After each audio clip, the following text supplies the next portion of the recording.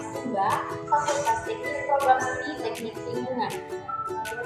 Kami akan membahas materi tentang pencemaran udara terkait dengan dampak lingkungan dan teknik sampling udara. Sebelum itu, perkenalkan saya Anggreni Manalina sebagai moderator sekaligus pemateri. Perkenalkan saya Liku Kariwone.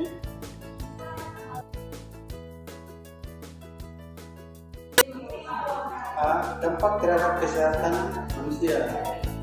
Polutan udara seperti PM2.5, PM10, SO2, NOx, CO, dan O3 dapat menyebabkan gangguan pernapasan, asma bronkitis, penyakit paru-paru kronis,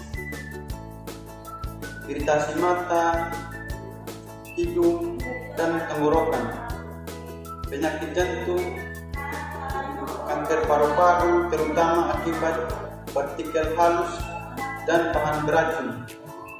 Semakin kecil ukuran partikel, misalnya PM2.5, semakin mudah masuk ke paru-paru, bahkan ke aliran darah. Dampak terhadap lingkungan alam. Pencemaran udara dapat merusak keseimbangan ekosistem antara lain hujan asam akibat SO2 dan NOx yang dapat merusak tanah, tanaman, dan perairan. Kerusakan hutan dan tanaman, daun menjadi menguning, pertumbuhan terganggu. Kemudian penurunan kualitas air karena deposisi polutan dari udara, gangguan pada rantai makanan. Jadi dampak terhadap lingkungan alam itu dapat pencemaran udara dapat menyebabkan adanya hujan asam. Dampak pencemaran udara terhadap iklim dan atmosfer. Pemanasan global akibat gas rumah kaca seperti CO2 dan CH4. Penipisan ozon akibat CFC, klorofluorokarbon. Kemudian perubahan pola cuaca dan iklim ekstrim. Jadi dampak terhadap iklim dan atmosfer itu dapat menyebabkan adanya pemanasan global, kemudian penipisan ozon dan perubahan pola cuaca dan iklim ekstrim akibat pencemaran udara. Dampak terhadap bangunan dan material, korosi dan logam, kerusakan bangunan bersejarah, penurunan estetika kotor dan berat, bergelaga. Sampling udara. Sampling udara adalah proses pengambilan sampel udara untuk dianalisis kandungan polutannya. Teknik ini penting dalam pemantauan kualitas udara. Tujuan sampling udara: mengetahui jenis dan konsentrasi polutan, menilai tingkat pencemaran, membandingkan dengan baku mutu lingkungan, dasar pengambilan kebijakan lingkungan.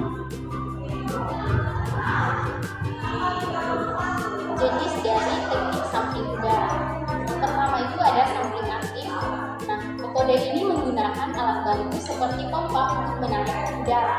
Ciri-ciri dari sampling aktif: yang pertama menggunakan pompa vakum, dua volume udara tertutup, serta ia lebih akurat. Nah, contoh alat yang digunakan dalam sampling aktif itu ada high volume air sampler atau HVAS dan low volume air sampler. Kelebihan dari sampling aktif: data lebih akurat, cocok untuk penelitian yang detail.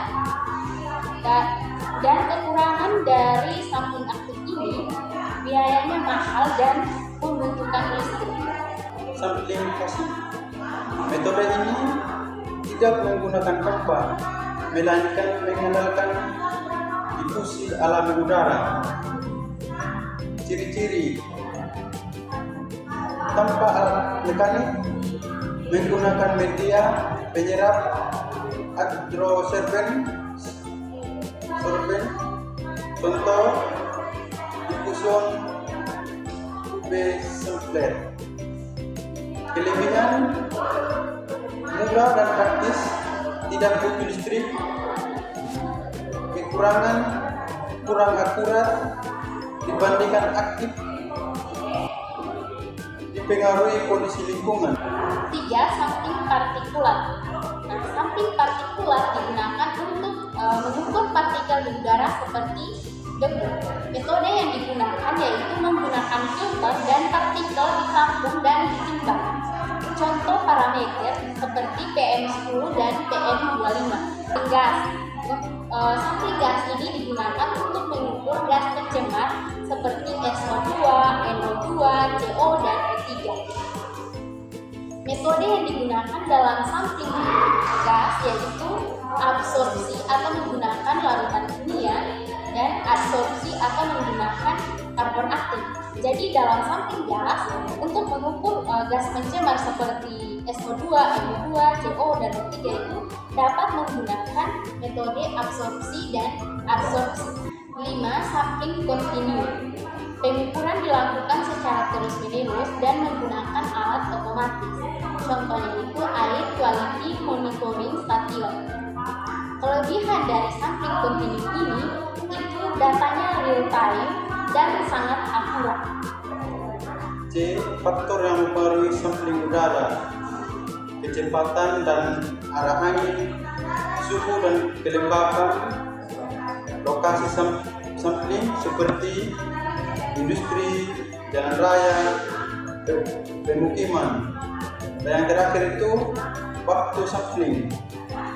Kesimpulan dari materi kami bahwa pencemaran udara memberikan dampak besar terhadap kesehatan manusia, lingkungan, dan iklim global. Oleh karena itu diperlukan teknik sampling udara yang tepat seperti sampling aktif, pasif, dan kontinu untuk memantau kualitas udara secara akurat. Data dari sampling ini sangat penting dalam upaya pengendalian pencemaran dan perlindungan